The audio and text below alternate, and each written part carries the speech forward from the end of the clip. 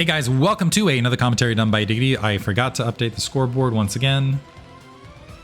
Rotj taking game one in an absolute fist fight. Brief black screen here at the start. This is going to be, I presume, yeah, it's that map, Radion. Bottom right hand corner, we've got Kiko starting as the red Terran upper left hand corner. We got Rotj starting as the pink Protoss, which is not only alliteration, it is the battle of the shades.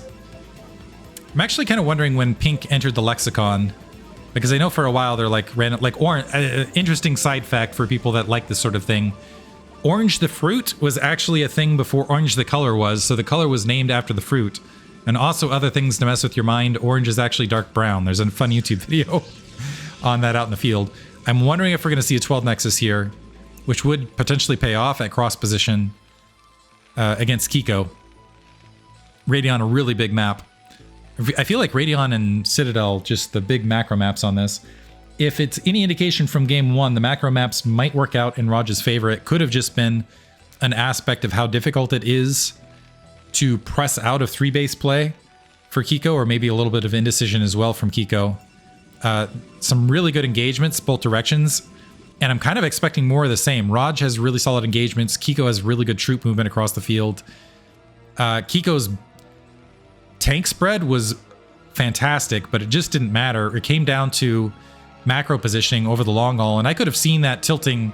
The thing was, is game one, I could have seen things tilt a little bit one way or the other, and it would have been a different story. Barracks in a position as though it is going to be a front door seal, and in the meantime, we have a Nexus dropping on that 12th supply mark. So I feel like this is, I mean, 12 Nexus has always been a thing, but I feel like it has become more, maybe because of the map pool recently, it has become one of the Protoss go-tos versus Terran in the recent era. So much so that I feel like always people have had the Terran builds versus the 12 Nexus, but I feel like it has become such a thing where Terrans are starting to take it massively into account as far as their flexibility in adjustment out of early stages. Right now we do have a refinery and 3 SCVs on gas. So if Kiko has options right this second, gonna get that factory down and pulling the SCV off, we'll see. Building the Marine. So I think this is gonna be a standard 3 Marine factory vulture play, but once he discovers his 12 Nexus, he can skip a lot of stuff to try to catch up on that command center if he wants to. At the cross position, I think there would be no fault in opting to just go into macro play. It can be really, really challenging. That being said, Kiko's troop movement is such that might want to go for it. 3 Marines produced thus far. We do have, so we got that 12 Nexus spotted. The Marines are just going to hold, so no bunker needed, but are the Marines going to move out? And it looks like the Marines are moving forward. This is kind of a, they'll get the, if they're on attack move, they're going to get that probe first of all. So got the probe, but are they going to hold short? No, they're going to continue. Pylon towards the front. First vulture being produced, and how many SCVs get pulled? 4th Marine. So it's going to be a 4th Marine. Well, maybe. Never mind. SCVs are coming back. And it looks like it's going to be 2 Dragoons, just 1 Zealot out in the front. So 4 Marines and a vulture, and maybe 2 SCVs if this SCV survives. Which I don't think it will, actually, as the Dragoons are produced. A distance to travel, and I don't think this is a winning situation for Kiko. Shield battery drop just in case. Zealot eats a lot of damage there, but is able to soften up 1 Marine. The Vulture rejoining, and this is enough DPS to win that fight. But with that, yeah, SCV wanted to get feisty there. Trying to do what it could. Now it is a retreat, and hope you don't get shot in the butt by a what are they called? Phase disruptor. In the meantime, mines upgrading. We do have a command center grab, so Kiko not getting a lot. Didn't lose a lot at the same time. Maybe some baseline health on the Marines, which isn't that big a loss. Needs to be careful with this Vulture. The Vulture getting caught out in open field, but Rotj off to a good start. The economic lead you kind of want as Protoss. Robotics facility upgrading as well. That Dragoon getting a little bit too far. He's trying to peek in and I think catch one of these unhealthy Marines and get a free kill here. But might end up paying for it with his life if he's not careful. And mines are going to upgrade, and there is a world where he walks into a minefield in the midst of this. No longer has any shielding, trying to retreat. The 4 Marines bowling him back. The Marines need to be careful at the same time. Kiko doing a really good job to filter the healthy Marines to the front. And kind of an interesting dance between these two. Some mines planted behind this at that 9 o'clock location, by the way. An armory up, an engineering bay up as well. So the Marine's going to chase this guy all the way around the map. Some mines already established on the front, and now I don't know that the Dragoon has an option to get home. He's going to have to walk through a minefield. He's been kind of herded into it. And so he's going to have trouble. The Observer's going to be out in not too long. But no, just going to die across that mine in the forward field. So the Marines able to get done what they wanted to get done. A worker walking out, that is going to be a sacrificial lamb here. I expect the Vulture just to walk up and wipe him out. There's already a mine in the way. So nice activity on Kiko's part. Very quick blockade, though. And a Zealot going to lead to go ahead and clear that mine so the Dragoons can make their way across as well. The Marines can slide through, however. So the probe flushed out. The Zealot walking in. Is the Zealot going to clear the mine? Double explosion. Victory for Protoss. They don't call them Zealots for nothing. And the third base goes up for Rotj, but a good amount of delay from Kiko. More Vultures making their way out. Some defensive turrets just in case there was some Reaver play. And Rotj playing a little bit defensively. The Vulture trying to is going to attempt some additional Dragoons out here to engage at the 12 o'clock location, trying to sweep across. Rotj scrambling back to the main. So Kiko applying some good pressure, trying to pry open this 12 o'clock base. The Observer sweeping across instead, checking out. So rather than going to the 12 o'clock, sweeping across. The Nexus is still going to build. The Worker was wiped out, but I don't think the Vulture is going to be able to take out this Nexus, but it definitely puts some pressure on Rotj and delays transfer potentially. We'll see. Mines getting cleared across. This certainly leaves no pressure on Kiko as far as the interim, but the pylon does get opened up, which means the natural expansion needs to be defended. The 12 o'clock base needs to be defended against Vultures, and they're going to have to watch that transfer carefully. Although Vulture speed not quite finished. Siege Tech taking priority. Second machine shop now dropping. That was all off one factory, by the way. So Kiko getting a lot of work done. Nice protection of those workers. Well, never mind. I was going to say nice protection of those workers on the first movement, but they're getting shredded on that second transfer. And as a result, Kiko, where he was going up against the 12th Nexus, I think after that volley and after all the harassment there to the start, is back in a solid economic position, tacking on 2 additional factories, probably a 5th, yeah. So going to go up to that 5 factory count as far as the follow-up. And that was all without Vulture speed, too. Good play from Kiko. A couple more Vultures getting ambitious. Pylon is in fact sealed there. Just wanted to check it, and worth the 125 minerals. Perhaps. The 4th base area cleared up. I'll be curious to see if Rotj opens that up. He's still sitting on 5 gateways. With all that distraction, it looks like he is a little bit delayed on Arbiter Tech once again, but he's fielding a lot of these Dragoons to the natural expansion of Kiko, either to deny a potential 3rd base or to make sure those Vultures aren't able to clear through. Let's see if we can get a good encapsulation. We got 4 siege tanks behind this. +1 weapons is finished. +1 armor queued up, by the way. And no second armory as of yet. Nor a... so I think this might turn into a +1 weapons push in just a second. But Rotj going for it. Catching Kiko a little bit off guard. Walking forward and forcing the tanks to re-siege, and I think Rotj recognizing he doesn't have enough to really push through this. Observer wiped out as well, and I kind of like what Kiko's done is, so he's got the factories up. He didn't show much of an attack force here. He's like, you know, I got enough where you don't want to attack into this, but the Observer not able to go and see the factory count. So right now Rotj's still playing a little bit in the dark, and somewhat defensively. I think he's still anticipating a move out for just the 3 bases, but could end up getting swarmed instead.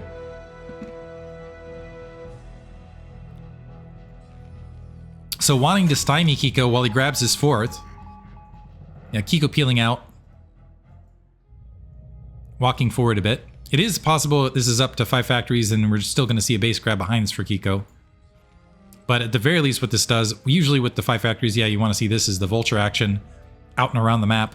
And so Kiko's opened up a lane for himself with some nice siege tank movement. And now getting those mines all out towards the natural to create another pincer situation where with low observer discipline, and keep in mind some of them were taken out in the forward field, they're able to go and create some chaos, able to wipe out that work at the 9 o'clock as well. And the Dragoons look like they might be trapped here. So they got to clear that minefield right there. Not a great engagement both directions. And Kiko sweeping in wants to wipe out this section of Dragoons and might get it here. Dragoons trying to attack from the opposite angle. Kiko very aggressively moving into this. But now there's enough Dragoons and he's not quite staged up. He's well behind this doodad. And he's got enough siege tanks to make, depending on how this goes, but I think with the Zealot drop and the Goliaths not on the forward edge, Rotj should clean this up. More vultures making their way across. It's going to be close, and it might be another army reset both directions. Looks like Rotj is going to get the better of it by a small fraction here. And now supply count's even again, but Rotj should be able to, especially with that, well, is he going to even be able to saturate that 4th base? In the midst of this, might not be able to saturate that 4th, and there's going to be more vultures and more siege tanks making their way across, because keep in mind this is 5 factories, and this is only 5 gateways behind this, so despite having the economy to work with for Rotj, you can see he's floating a lot of resources and can't spend it, because he doesn't have a solid enough gateway count, and this is going to, I believe, allow Kiko to punch up and potentially take out that 12 o'clock, simply because of a, not a lack of like raw resources to counteract this, but not enough gateways and not enough tech to counteract the 5 factories. So yeah, we have more troops sailing forward. Rotj still has some pretty solid engagement, so I wouldn't be shocked if he's still able to defend this. A siege tank is stranded there to the 12 o'clock. More vultures sweeping forward. That siege tank obliterated. About 2/3 of control group of Dragoons now to defend that 12 o'clock against 2 siege tanks. Some more vultures streaming out. And they might be able to push into that 9 o'clock location. So Rotj trying to defend 2 locations at a bit of a production deficit. He's managed to get the 2 additional gateways up. And the vultures now moving back out. They got a few worker kills, but not a lot. But now the problem for Kiko is he dedicated a lot. He's delayed this 3rd for quite some time on this press, presuming he'd be able to take out a base or 2. The siege tank count has not managed to replenish where he's a sizable threat, and Kiko in the meantime has managed to push that gateway count up. Starting to transfer workers. Let's see if he's able to get across here. This is very precarious. And Rotj now moving some of that army to the south. Wants to get a 2-pronged attack. Dragoons are taking free fire now. And is Rotj actually going to allow the 12 o'clock base? So he's moving everything to the far bottom left. And he really needed it if he was going to defend this 12 o'clock there, but I'm wondering if he's going to go for an assault of the natural expansion to try to draw Kiko back. And it looks like that is the play. March an army out, attack the natural, and force Kiko to defend. And that might be a winning maneuver here. Because now Kiko can't, he's going to have trouble reinforcing. Looks like was moving an SCV to think about grabbing that 3rd. And Rotj continuing to move through. Is he going to get like an army at every cardinal direction here? Kiko continuing to move out to the 12 o'clock. He's got 3 armies now staged. I'm going to back up here. Yeah, he's going to go from every angle to descend upon this now. Most of the mines across this location, but a lot of the siege tanks exposed. And so nice engagement there from Rotj. Very patient. And Kiko now grabbing his 3rd, but this is very late. He's well down on workers, and I don't think he can defend this 3rd right this second. He's moving out with a dropship. But honestly, like, oof. Yeah, at an economic deficit, you can see the resources peeling in. His main is going to be mined out in another 2 minutes. This dropship has got to be miraculous for him, and I think Rotj, recognizing the lack of defenses here, storming in. He can focus fire all this, and you can't even lift off that command center. You just got to cancel it. Disaster for Kiko. In game 2, dropship moving up is able to get underneath at the 12 o'clock. So at least able to get some damage done here. The workers are going to have to reposition. So, and it's going to be a minute before Rotj is able to filter through. He needs some zealots to get up here, or he needs to take down his own pylon. Looks like he's just going to let the zealots through. That's just a siege tank and a Goliath. So a little bit of economic disruption there for Kiko, but honestly, Kiko well behind. Rotj with the 30 supply lead. He's got 4 bases to work with, dropping some cannons. He can go ahead and grab bottom left here. He's got a very healthy gateway count. He hasn't gone to Arbiter Tech, but he can just go Gateway Man from here and be fine. And Kiko just now moving that command center out. And that's basically just putting, because of how thin his main is, that's just basically putting him back at 2. Where as soon as this is resaturated at the 12 o'clock, Rotj in a good position. Although Rotj does need to resaturate, he's going to go ahead and move up and grab his 3rd. Some vultures streaming across. They might find that zealot pocketed here bottom left. Bit chaotic. Out on the map again. This observer also getting an eye full of information as far as troop positioning. And I think Rotj, seeing the troop composition, thinking he might be able to crash on this with his supply lead, might scoop in a couple zealots to work with as well. The 2 Dragoons able to find a dropship here, forcing that to unload. Bottom left. 9 o'clock base still not in much threat as of yet, and we got that observer finally wiped out. But Rotj has a really big army and a massive supply lead out here. Kiko just now spots it. And having these siege tanks here will deny a base, but it's not getting Kiko an additional base, unfortunately. Dropship empty, just trying to provide a distraction, or maybe just provide some scouting information. But Rotj about to go. Now assaulting into this towards the natural expansion. The zealots getting caught up a little bit, but they're still able to hit pay dirt and get amongst that siege tank line. Is it enough? As far as the follow-up, though, it looks like it is going to be. This is a massive devastation now. 40 supply lead continues for Rotj. Only Dragoons left.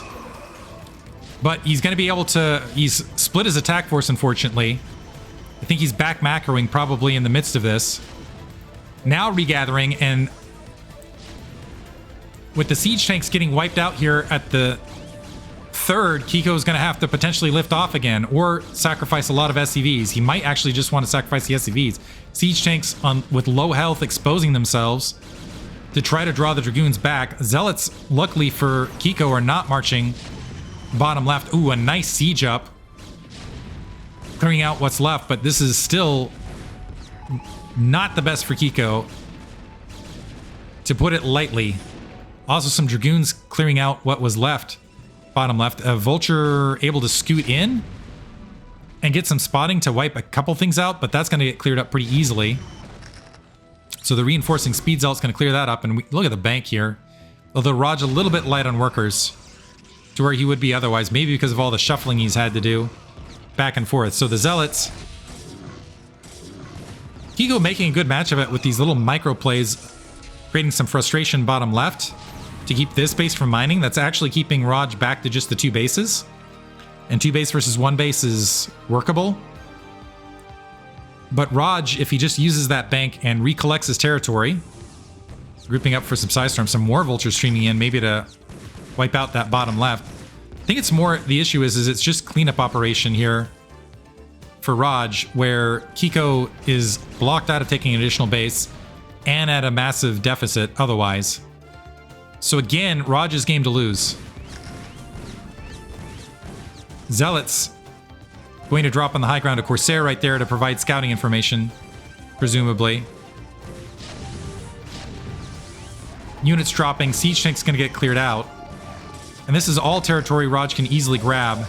Vultures running into, trying to stream across, running into Zealots mid-map. At least able to delay. Are they going to get this Nexus at the 9 o'clock? That would be a big win. High Templar and Zealots going to unload. I don't think so, though. Feels like a waste of a Psy Storm, however. Still able to hold some other things, and some Zealots getting cleaned up mid-map. Actually, Kiko able to even up the supply count through shenanigans. And finally, that 9 o'clock getting resaturated, but Kiko on the move now. And he's got +2 weapons, +2 armor. Rotj, his problem is he's got this massive bank to work with, but he isn't spending it. And as a result, the supply count's even, and Kiko's still in it. Tank not sieged up, but considering how the small unit grouping, it's still maybe an okay position for Kiko. Kiko's still making his way bottom left to try to wipe that out. I'm wondering if he's going to expand to the 6 o'clock simultaneously. Rotj moving in now with shuttles. He has some High Templar to work with to Psy Storm. Kiko actually with a supply lead in the midst of this, by the way. Some good Psy Storm, though, on top of it. And Rotj able to shove Kiko back. More Psy Storm blanketing what's remaining of the siege tanks. Rotj just needs to get right back on top of the macro. And get, yeah, these units back out in the field. I'm not sure where Kiko... This is only one base mining, so I'm not sure where Kiko's getting all of this. He's just doing a good job macroing in the midst of it. Plus, the +2 weapons advantage helps quite a bit. Rotj has a decent upgrades himself, but has still been playing Gateway Man. The Corsair scouting at, finding a lot of vultures, denying what's left of the bottom left. Kiko still able to get some value by killing some Dragoons, and he is going to reinforce to try to take that 9 o'clock base out. Arbiter moving up with the rest of the grouping to provide some support. Is he just going to try to kill the vultures with the Arbiter? It looks like that is in fact going to be the case. But Rotj in a situation where he's got all sorts of resources to work with, but on paper, Kiko in a pretty good slot. Gonna move up, potentially wipe out the 9 o'clock. Problem for Kiko is he's still not grabbed another base, and he's still been mining on this one base for quite a period of time. Rotj clearing out mid-map in the midst of this. Some mines getting cleared by Dragoons. Not the best, and that Nexus already weak, so Kiko looks like he is going to be able to wipe out that 9 o'clock Nexus. A very distant reinforcement location. Kiko trying to engage, but this is an interesting situation where he's engaging from both angles and reinforcements are against him. So kind of an interesting, you got a split angle here and then a split angle here, both directions. It looks like that's partially working into Rotj's favor because he's able to get the mine drags into those left-hand siege tanks. And Kiko again losing troops that he can't afford to. And the Nexus still alive, although the workers once again scrambling. Rotj down to 55, 56 workers in the midst of this. Still clawing to hold on to this base, though. Kiko not done yet. Moving right back out. Kiko is grabbing top right. But right now, down 40 supply. Kind of a sloppy mid-game here. Late to mid-game for Rotj, I have to say. Rotj regrouping. Clearing out. He's trying to resaturate bottom left, so that's at least a success. A handful of Dragoons going to get wiped out by these siege tanks mid-map.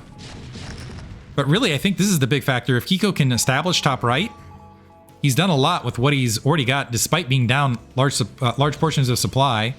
He's still threatening this 9 o'clock. Bottom left has not been grabbed. It is not in Rotj's control. So if he's able to take top right and deny bottom left in the midst of it, could roll right back to Kiko's favor pretty easily, like the wheel, like the tread of a tank. However, Arbiter count is growing. 50 supply lead still for Rotj. He still has a massive bank advantage. So still a lot to throw away on his part. An observer, sorry, a probe bottom left, an Arbiter in between.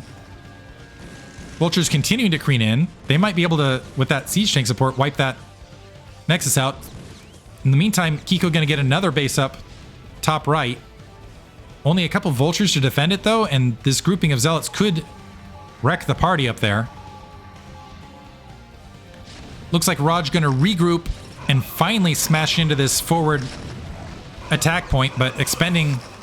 Nice defense matrix. Expending a lot of troops to do so, it looks like. Well, maybe not. Looks like it's just an overwhelming wave, so not getting as much out of it. So now, finally, Rotj able to wipe out everything bottom left. It's going to be able to clear out, get that firmly under his control. Kiko down to 104 supply. That's only 40 army that's scattered throughout the map. You got a couple of vultures up there. Maybe a zealot needs to feast plant where that cannon needs to clear that mine here. Bottom left-hand corner. We got some zealots now marching top right, and I think that's finally going to be the game swap for Rotj, because Kiko out of position to defend a lot of this. And this is a base that Kiko needed to stay in this. So he cannot defend and reestablish top right and keep bottom left out of Rotj's hands. So that'll probably be the GG shift here, although Kiko all of a sudden with a decent bank, still massively down on supply though. As far as a follow-up, he's still able to wipe out that... Oh, never mind, the probe snuck there. Bottom left is going to grab the Nexus instead. Interesting investment in shield upgrades over armor upgrades. Want to note from Rotj. Good Arbiter count. Kiko still filtering a couple of vultures out here. His third is very, very thin. Rotj near max supply, near double the supply. All the workers that were at the natural just waiting for another base to get grabbed here bottom left, now making their way bottom left. And Rotj is kind of in a similar scenario to last map, where he doesn't really need to attack into Kiko. He just needs to deny Kiko bases, and Kiko needs to attack into him and make something happen. And it is not likely that that is going to be successful given the current economic output. Both directions. These two vultures would need to be like absolute Rambo-style vultures and make some miracles happen. Not very likely. Workers getting resaturated. Even Cloak. They've got Cloak on top of everything else. How much of a better life can you get as a probe? I guess not being on a planet raged by warfare would probably be a better scenario. But, you know, you hope for the best. On top of that, we got... How many Arbiters we got with recallable energy? So 1, 2, 3 optional recalls. And a lot of stasis as well.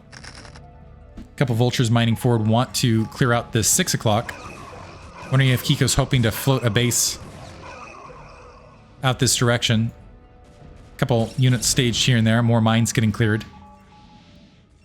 Science Vessel going to get a big EMP actually if we can land it. Yeah, able to EMP. Fortunately, they weren't collected up, but able to EMP an Arbiter at the very least, and the Nexus. Soften up. Rotj going to send the Zealots to go for mine clearing in between. We still got more Arbiters on top of this, actually. So going to push into the 6 o'clock that Kiko was thinking about grabbing. And it's kind of that no gif where you have the guy who played Samwise looking at the girl and the other face, and then that meme, the shaking the head. Nope, that's not happening right here. Kiko no longer mining, has 8 minerals to his name. Siege tanks starting to press out. High Templar at least getting picked off in open field. But honestly, I think this is still... You got a whole bunch of High Templar. You've got still a decent amount of stasis. Kiko going to GG, recognizing it. He doesn't have a lot of shot here. So kind of grannying out as far as the poker term right there. So 2 games in Rotj's favor in this best of 5. Hope you guys have enjoyed it. Thank you for listening.